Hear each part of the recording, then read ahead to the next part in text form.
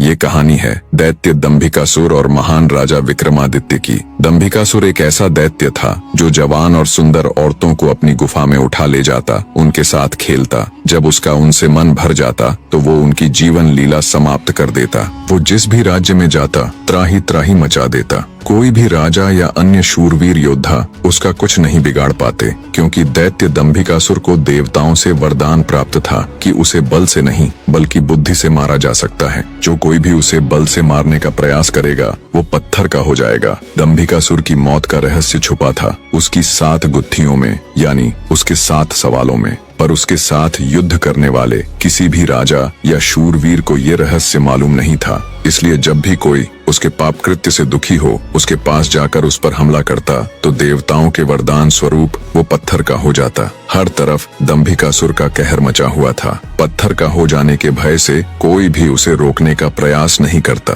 पर कहते हैं ना, जब पाप का घड़ा भर जाता है तो उसके भी फूटने का समय आ ही जाता है। हर जगह अपनी मनमानी कर एक दिन दैत्य दंभिकासुर ने उज्जैन नगरी की तरफ रुख किया। उज्जैन नगरी के ऊपर उस समय महान राजा विक्रमादित्य का शासन था। महाराज विक्रमादित्य न केवल बलशाली थे बल्कि वे बहुत बुद्धिमान भी थे। उन्हें हर प्रकार के कौशल में महारत हासिल थी। उन्हीं दिनों में विक्रमादित्य की नगरी उज्जैन में एक धनी साहूकार रहता था। साहूकार के 2 लड़के थे। बड़े का नाम महेंद्र था और छोटे का लखन। बड़े लड़के का विवाह तो साहूकार ने कर दिया था, पर छोटे बेटे का विवाह करने से पहले ही वो ईश्वर को प्यारे हो गए। पिता के गुजर जाने के बाद कामकाज और व्यापार संभालने की सारी जिम्मेवारी दोनों भाइयों पर आ गई। दोनों भाई दिल लगाकर कारोबार संभालने में लग गए। दोनों भाई जब काम कर शाम को घर आते तो दरवाजे पर खड़ी महेंद्र की पत्नी अपने पति को दाएं हाथ से लोटा भरकर पानी देती और बाएं हाथ से अपने देवर लखन को। एक दिन लखन ने सोचा, भाभी हर रोज मुझे बाएं हाथ से पानी पीने को देती है, आज मैं उनके दाएं हाथ से पानी पीऊंगा। शाम को जब दोनों भाई काम से लौटे तो लखन अपनी भाभी के बाएं हाथ से पानी पीने के लिए अपने खड़े होने के स्थान को बदलकर अपने बड़े भाई महेंद्र की जगह पर खड़ा हो गया और बड़ा भाई महेंद्र उसकी जगह पर खड़ा हो गया। लखन की भाभी जब उनको पानी देने के लिए आई तो उसने एक हाथ को दूसरे हाथ के ऊपर से करते हुए दाएं हाथ का लोटा अपने पति को दे दिया और बाएं हाथ में पकड़ा हुआ लोटा लखन को दे दिया। ये देख, लखन बोला, भाभी आज मैंने भैया के स्थान पर खड़ा होकर सीधे हाथ से दिया हुआ पानी पीना चाहा, परंतु आपने अपने हाथों को बदलते हुए मुझे बाएं हाथ से ही पानी दिया। आप मुझे बताएं, आपने ऐसा क्यों किया? लखन की बात सुनकर उसकी भाभी ने उत्तर दिया, अगर तुम्हें सीधे हाथ का दिया हुआ पानी ही पीना है तो तुम भी अपने लिए सीधे हाथ से पानी पिलाने वाली ले आओ। भाभी की कही हुई बात लखन को चुभ गई। वह बिना पानी पिए ही भाभी से कहने लगा, ये लो तुम अपना पानी का लोटा और मैं यहाँ से जा रहा हूँ, और अब मैं तभी वापस आऊंगा जब मुझे सीधे हाथ से पानी देने वाली मिल जाएगी, वरना अपनी शक्ल नहीं दिखाऊंगा। इतना कहकर वो तुरंत मुड़ा और चल पड़ा। ये देख उसके बड़े भाई महेंद्र ने उसे रोकने की बहुत कोशिश की, पर वो नहीं माना और बोला, नहीं भैया, अब तो तभी वापस आऊंगा जब मुझे मेरे योग्य पत्नी मिल जाएगी। इतना कहकर वो घर छोड़कर चल दिया। चलते चलते वह अपने नगर से दूर कांचीपुरम शहर में पहुंच गया। कांचीपुरम का राजा चंद्रसेन एक धार्मिक विचारों वाला व्यक्ति था। उसके राज्य में चारों ओर अमन शांति का माहौल था, परंतु फिर भी राजा चंद्रसेन हमेशा दुखी रहता था। राजा के दुख का कारण था उसकी जवान बेटी चंद्रकला का स्वास्थ्य। चंद्रकला दिखने में तो अत्यंत खूबसूरत थी, पर उसे एक असाध्य रोग ने घेर रखा था, जिस कारण राजकुमारी हमेशा अचेत अवस्था में रहती थी। राजा ने बहुत सारे हकीम और वैद्य राजकुमारी को ठीक करने के लिए लगा रखे थे, लेकिन उनमें से कोई भी राजकुमारी को ठीक नहीं कर पा रहा था। ठीक कर पाना तो दूर, वे राजकुमारी चंद्रा की बीमारी तक नहीं ढूंढ पा रहे थे। राजा को हमेशा यही दुख सताए जाता कि उसकी बेटी का क्या होगा। जब सभी प्रकार के वैद्यों, हकीमों और पूजा पाठ तंत्र मंत्र से भी राजकुमारी चंद्रकला को कोई फायदा नहीं हुआ तो राजा ने अपने राज्य में यह घोषणा करवा दी कि जो व्यक्ति मेरी बेटी को ठीक करेगा मैं उसके साथ ही अपनी बेटी चंद्रकला का विवाह कर दूंगा और उसे अपना आधा राज्य भी दूंगा। लखन जब राज्य की राजधानी में पहुंचा तो उसने देखा कि वहां हर तरफ राजकुमारी की चर्चा हो रही थी। राज्य का हर कोई व्यक्ति राजा की घोषणा और राजकुमारी की बीमारी की बात कर रहा था। जब लखन ने एक व्यक्ति से इस बारे में पूछा तो व्यक्ति ने राजकुमारी की बीमारी से लेकर राजा की घोषणा तक का सारा किस्सा लखन को बताया। सारी बातें सुन लखन कुछ देर वहां खड़ा विचार करता रहा, फिर कुछ सोचकर वो राजमहल की तरफ चल पड़ा। था। एक जिंदा सांप राजा की लड़की के पेट में रहता था। सांप ने राजा की लड़की को अपने वश में किया हुआ था। जब रात होती तो वो कुछ देर के लिए राजकुमारी के मुख से बाहर निकलकर जंगल की तरफ चला जाता और सुबह होने से पहले ही वो फिर से उसके अंदर चला जाता। राजकुमारी इस बात से बिल्कुल अनजान थी कि उसके अंदर एक सांप ने डेरा डाला हुआ है। अनजाने में वो पूरी तरह से उस नाग के वश में थी। राजमहल में किसी को भी इस बात की भनक तक नहीं थी कि राजकुमारी के अंदर एक 7 फुट का सांप रहता है। सभी यही समझते कि पता नहीं राजकुमारी को क्या बीमारी लग गई जिसके कारण वो हमेशा अचेत रहती है। बड़े से बड़े वैद्य और हकीम भी इस बात का पता नहीं लगा पाए। लखन जब राजमहल के अंदर गया तो उसने देखा कि वहाँ पर बहुत सारे वैद्य और हकीम राजकुमारी को ठीक करने के लिए लगे हुए हैं। एक कोने में खड़े होकर चुपचाप लखन ये सारा माजरा देखने लगा। जब शाम का समय हुआ तो सभी हकीम और वैद्य धीरे धीरे करके वहाँ से चले गए। तब लखन राजा के मंत्री के पास गया और बोला, मंत्री महोदय, सभी अपना प्रयास कर चुके हैं, अब एक मौका मुझे भी दिया जाए। लखन की बात सुन मंत्री उसे अपने साथ ले राजा के पास जाता है और लखन का प्रस्ताव राजा के सामने रखता है। बेचारा हर तरफ से निराश हो चुका राजा एक बार अनमने ढंग से लखन की तरफ देखता है, फिर दुखी मन से कहता है, बताओ तुम मेरी बेटी का इलाज किस प्रकार करोगे। लखन राजा को प्रणाम कर बोला, महाराज, मुझे एक रात अपनी बेटी के साथ ठहरने की इजाजत दीजिए, तभी मैं किसी नतीजे पर पहुंच सकूंगा। एक बात और महाराज, मैं बिल्कुल एकांत में राजकुमारी के साथ रहना चाहता हूँ, तभी मैं अच्छे से ध्यान लगाकर राजकुमारी जी की बीमारी का पता लगा पाऊंगा। लखन की आत्मविश्वास भरी बातों से राजा के मन में हल्की सी उम्मीद जागी। उसने लखन को रात में राजकुमारी के साथ एकांत में रुकने की इजाजत दे दी। राजा की इजाजत मिलते ही लखन राजकुमारी के कक्ष में गया और उससे कुछ दूर एकदम चुपचाप बैठकर उसे देखने लगा। जैसे ही रात के 12 बजे का समय हुआ तो अचेत अवस्था में पड़ी हुई राजकुमारी के मुंह से सांप बाहर निकला और महल के परिसर से होता हुआ जंगल की ओर चला गया। ये सब देख लखन दंग रह गया। वो बिना कुछ हरकत किए चुपचाप वहीं बैठा रहा। जब रात का आखिरी पहर खत्म होने को आया तब वो सांप वापस लौटा और राजकुमारी चंद्रकला के मुख से होता हुआ पूरा उसके अंदर समा गया। दम साधे लखन ये सारा माजरा देखता रहा। सारा माजरा देख उसे समझते देर न लगी कि राजकुमारी की सारी बीमारी की जड़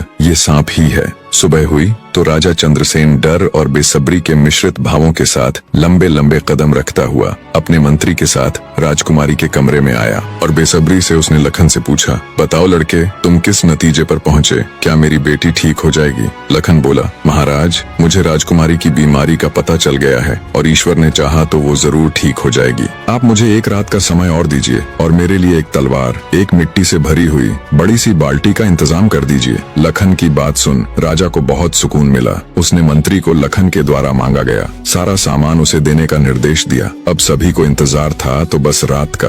राजकुमारी को सांप के चंगुल से मुक्त कराने के लिए लखन रात्रि के आने का बेसब्री से इंतजार कर रहा था। पूरी तैयारी के साथ हाथ में धार धार तलवार लिए लखन राजकुमारी की ओर निगाहें गढ़ाकर उससे कुछ दूरी पर बैठ गया। जैसे ही राजमहल के घड़े ने रात्रि के 12 बजे का घंटा बजाया, वैसे ही फुंफकारता हुआ सांप राजकुमारी के मुख से निकला तो उसके इंतजार में बैठे लखन ने अपनी धार धार तलवार से उस पर तेजी से ऐसा वार किया कि तुरंत सांप 2 टुकड़ों में जमीन पर बिखर गया। लखन ने सांप के दोनों टुकड़ों को उठाकर रेत से भरी बाल्टी के अंदर दबा दिया और सुबह होने से पहले ही बाल्टी समेत मृत सर्प को जंगल में ले जाकर उसे आग के हवाले कर दिया और वापस राजमहल लौट आया। तब तक सुबह होने का समय भी करीब हो चला था। राजमहल जब लखन ने राजकुमारी चंद्रकला को जगाया तो हमेशा अचेत अवस्था में रहने वाली राजकन्या तुरंत उठकर बैठ गई, क्योंकि अब उसके अंदर से वो सर्प निकल चुका था तो उसका प्रभाव भी खत्म हो चुका था। राजकुमारी उठते ही हैरान थी।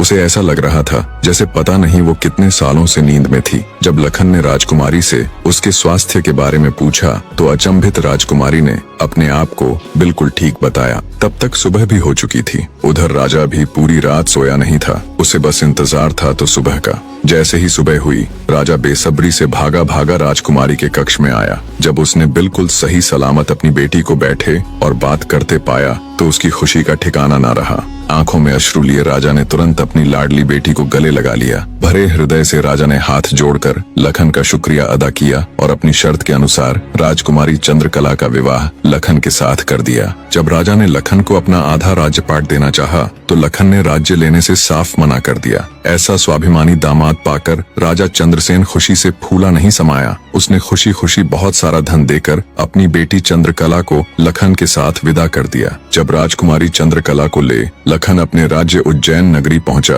तो उसकी भाभी समेत पूरे परिवार ने उन दोनों का हार्दिक स्वागत किया। लखन खुशी खुशी अपनी नवविवाहिता पत्नी राजकुमारी चंद्रकला के साथ रहने लगा। कुछ ही दिन बाद उज्जैन नगर में एक भव्य समारोह था, जिसमें राजकुमारी चंद्रकला भी अपनी भाभी के साथ समारोह देखने गई हुई थी। तभी मेले में दूसरी तरफ से दैत्य दंभिकासुर ने प्रस्थान किया। इतने बड़े दानव को देख समारोह में हड़कंप मच गया। हर कोई अपनी जान बचाने के लिए इधर उधर भाग रहा था। दैत्य को देख राजकुमारी चंद्रकला भी अपनी भाभी के साथ जब समारोह से भागकर जाने लगी, तभी दंभिकासुर की नजर राजकुमारी चंद्रकला पर पड़ गई। राजकुमारी के रूप यौवन को देखते ही दानवराज दंभिकासुर उस पर मोहित हो गया। दैत्य अपने पूरे जीवन काल में बहुत सी स्त्रियों के साथ खेला था, पर आज तक उसने इतनी सुंदर स्त्री कभी नहीं देखी थी। पलक झपकते ही उसने चंद्रकला को उठा लिया और उसे राज्य के बाहर अपनी गुफा में ले गया।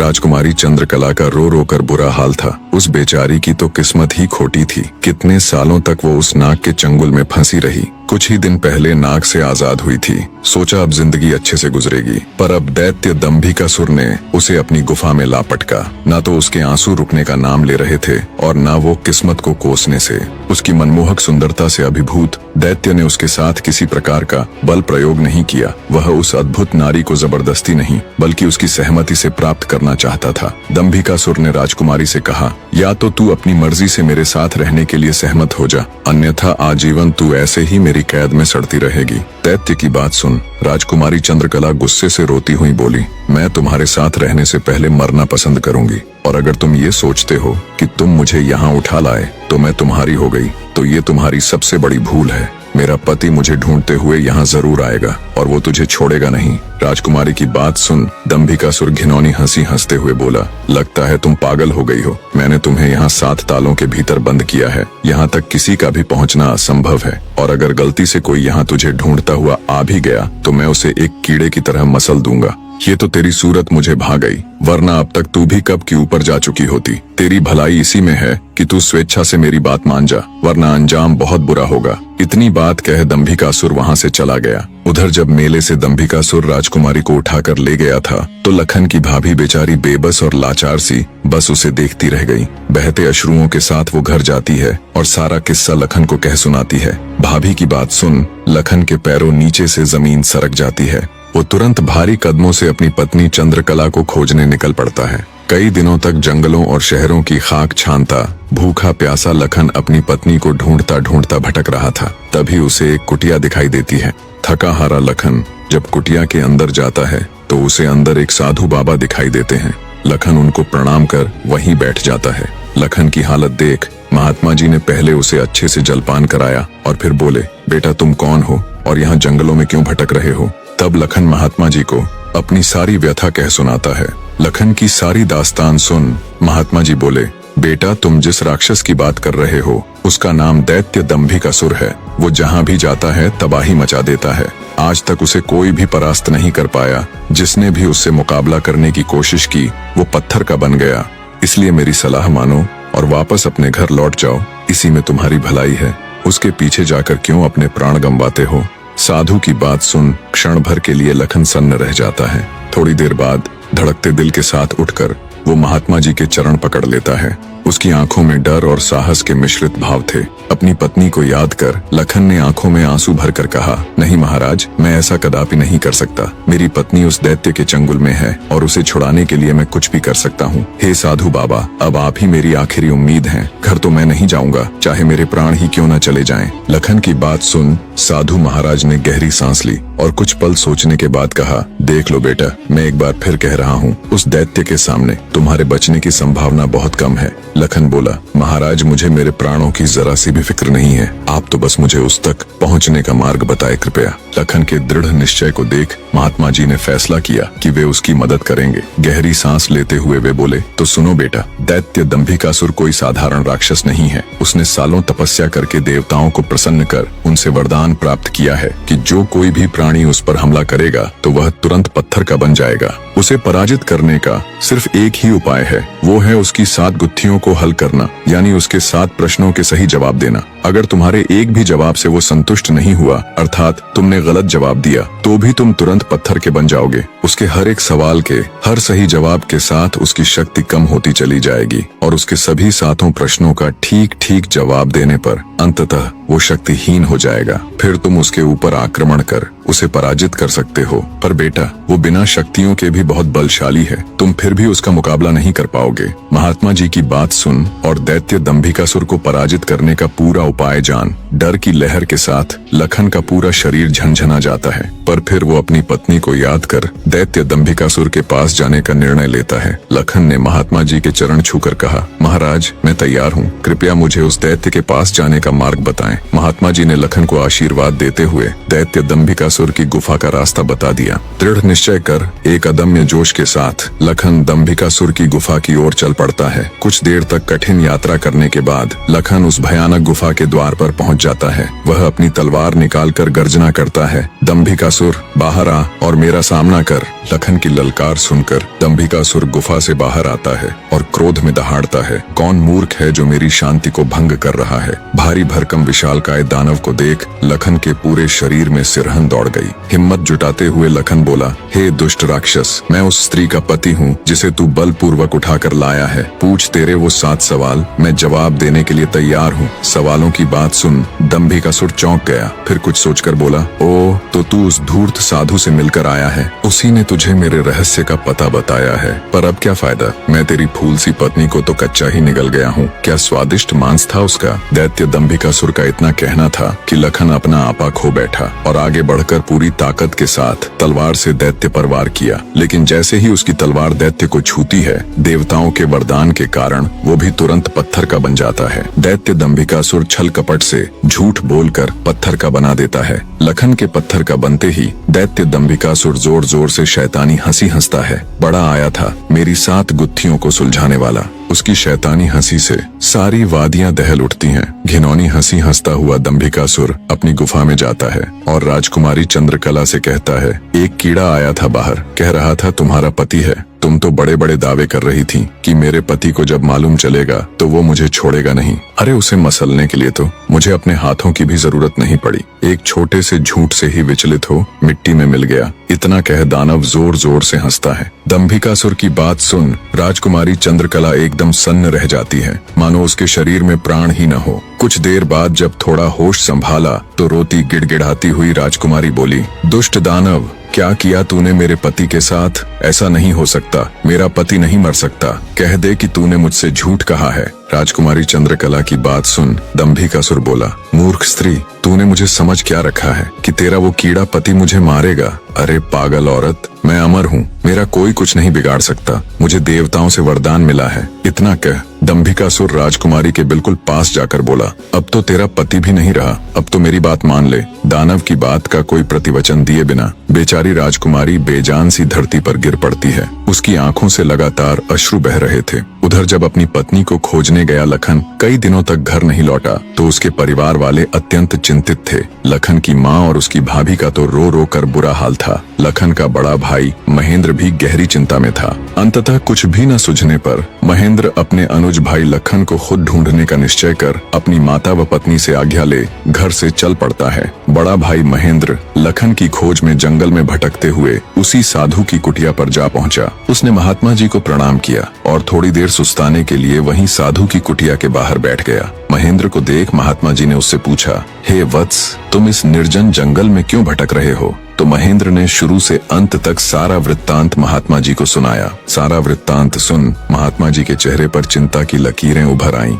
उन्हें इस प्रकार विचार मग्न देख महेंद्र ने पूछा, हे महाराज, मेरी बात सुनकर आप किन विचारों में खो गए और आपके चेहरे पर ये चिंता की लकीरें मैं साफ देख सकता हूँ। इसका क्या कारण है गुरुजी। महात्मा जी ने गंभीर स्वर में कहा, हे वत्स, मैं तेरे भाई लखन को जानता हूँ। वह भी मेरे पास आया था और उसने मुझे सारा वृत्तांत सुनाया था कि कैसे वह राक्षस उसकी पत्नी को उठा ले गया। महात्मा जी की बात सुनकर महेंद्र एकदम स्तब्ध रह गया। उसकी आंखों में आश्चर्य और चिंता के भाव उभर आए। महेंद्र बोला, तो कहाँ है मेरा अनुज महाराज, वो ठीक तो है, वो घर क्यों नहीं लौट रहा। हे महाराज, कृपया जल्दी से मुझे बताएं, मुझसे सब्र नहीं हो रहा। जब महेंद्र अपने छोटे भाई लखन के बारे में साधु महाराज से पूछता है तो साधु जी लखन के उनके पास आने से लेकर दैत्य दंभिकासुर के पास जाने तक का सारा वृतांत कह सुनाते हैं। सारी बात सुन महेंद्र महात्मा जी के चरण पकड़ लेता है और कहता है, हे साधु महाराज, आप तो सर्वज्ञानी हैं। जब आपको दैत्य दंभिकासुर के रहस्य के बारे में पता था तो अवश्य आप ये भी जानते होंगे कि लखन का यहाँ से जाने के बाद क्या हुआ। हे महाराज, कृपया मुझे बताए कि आगे क्या हुआ। तब साधु बाबा गंभीर स्वर में बोले,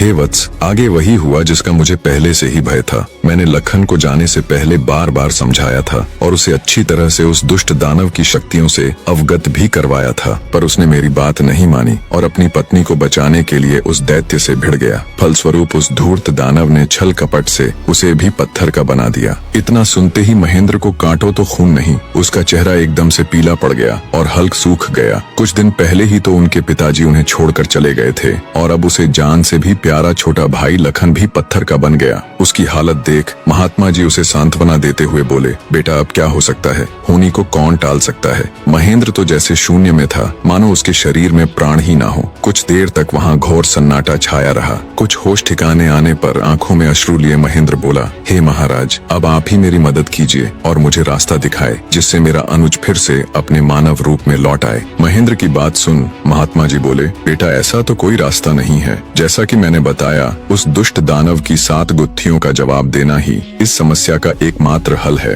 कोई व्यक्ति जब उसके सभी सवालों के जवाब देकर उसे पराजित कर मौत के घाट उतार देगा, तब तुम्हारा भाई लखन ही नहीं बल्कि उस मक्कारी दैत्य द्वारा श्रापित किए गए सभी जीव अपने वास्तविक रूप में लौट आएंगे। महेंद्र बोला, महाराज आप तो सर्वशक्तिमान हैं, फिर आप ऐसा क्यों नहीं करते। महेंद्र की बात सुन महात्मा जी बोले, बेटा बेशक मैं उस पापी दानव के सभी सवालों का जवाब दे सकता हूँ, पर मेरी भी कुछ सीमाएं हैं जिन्हें मैं चाह कर भी नहीं लांघ सकता। इतना कह साधु महाराज चुप हो जाते हैं। तब महेंद्र बोला, ठीक है महाराज, तो फिर मैं खुद जाऊंगा अपने अनुज को बचाने और उस दुष्ट दैत्य के सवालों का जवाब देने। महेंद्र की बात सुन महात्मा बोले, बेटा तुम भी उसका कुछ नहीं कर पाओगे। फलत अपने भाई की तरह उसके जाल में फंसकर पत्थर के बन जाओगे। फिर भी अगर तुम जाने का निश्चय कर ही चुके हो तो एक बात का ध्यान रखना, वो दुष्ट तुम्हें भटकाने की कोशिश करेगा। उसकी बातों पर कोई भी प्रतिक्रिया दिए बिना सीधे उससे बस उसके सवाल पूछना। साधु महाराज के निर्देश सुन महेंद्र जी महाराज कह साधु से विदाई लेकर दैत्य दंभिकासुर की गुफा की ओर चल देता है।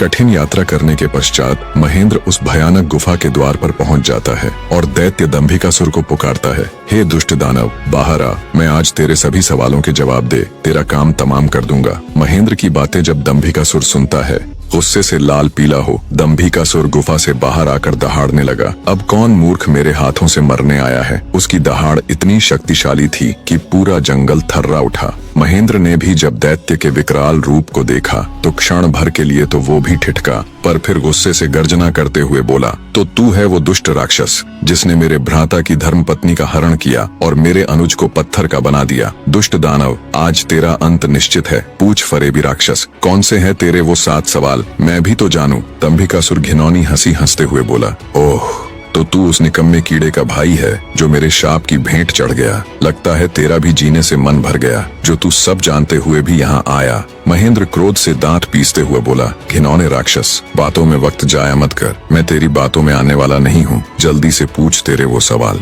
नहीं तो मैं तुझे इसी क्षण यमलोक पहुँचा दूंगा। ये सुन दंभिकासुर घिनौनी हंसी हंसकर नृत्य करते हुए बोला, सुन मूर्ख, मैंने तेरे भाई की पत्नी के साथ खूब विहार किया और जब मेरी इच्छा पूर्ण हुई तो उसके मांसल शरीर को कच्चा ही भक्षण कर लिया। क्या स्वादिष्ट मांस था उसका। अब तेरी बारी है, पर तुझे तो मैं पत्थर भी नहीं बनाऊंगा, सीधे तेरे टुकड़े टुकड़े कर डालूंगा। दैत्य दंभिकासुर के बोले गए ये बोल महेंद्र की छाती में किसी भाले की तरह लगे। अपने भ्राता की पत्नी के बारे में कहे गए शब्दों से उसके तन बदन में आग लग गई। सब कुछ अच्छे से जानते हुए भी महेंद्र अपने ऊपर काबू नहीं रख सका और दैत्य दंभिकासुर को मारने के लिए तेजी से उसकी तरफ लपका। जैसे ही उसने दैत्य के ऊपर अपनी पूरी ताकत लगा तलवार से वार किया, वैसे ही अपने भाई की तरह पल भर में वो भी पत्थर का बन गया। उसके पत्थर का बनते ही दंभिकासुर हंसते हुए बोला, तुम दोनों भाइयों की किस्मत में यही था कि तुम दोनों युगों युगों तक मेरी गुफा के प्रहरी बनकर रह जाओगे। इतना बुदबुदाकर दंभिकासुर अपनी गुफा में जाता है और राजकुमारी चंद्रकला को भी ये सब बता देता है और कहता है, तेरे दोनों रक्षक तो मेरे सामने ढेर हो गए, अब तू किसकी आस लगाए बैठी है। मूर्ख स्त्री, राजकुमारी चंद्रकला के रो रोकर आंसू सूख चुके थे। अब बचा था तो केवल क्रोध और ज्वाला। जलती हुई आंखों के साथ गुस्से में दहाड़ती हुई राजकुमारी बोली, दुष्ट राक्षस, तू क्यों इतना खुश हो रहा है? मुझे तेरा अंत साफ नजर आ रहा है। देख मेरी आंखों में। राजकुमारी चंद्रकला के तेवर देख और उसकी बात सुन दंभिकासुर विचलित सा हो जाता है और बिना कुछ कहे ही वहाँ से चला जाता है। उधर लखन महेंद्र के घर में तो लखन के न आने से पहले ही मातम पसरा हुआ था। ऊपर से अब महेंद्र भी वापस नहीं लौटा तो उसकी पत्नी और माँ का बुरा हाल था। अंततः महेंद्र की पत्नी अपनी सासू माँ से कहती है, माँ जी, आखिर कब तक हम ऐसे ही रोते बिलखते उनका इंतजार करते रहेंगे? बहू की बात सुन। बुढ़िया माँ बोल पड़ी, तो और बेटी हम कर भी क्या सकते हैं इसके सिवाय? महेंद्र की पत्नी बोली, हम अपने राजा के पास जाकर उनको ये सब बताएंगे, वो अवश्य हमारी मदद करेंगे। बहू की बात बूढ़ी माँ को उचित लगी। दोनों तुरंत राजा विक्रमादित्य के पास चल पड़ती हैं। कहानी का अगला अध्याय भी बहुत जल्दी आने वाला है। बने रहे।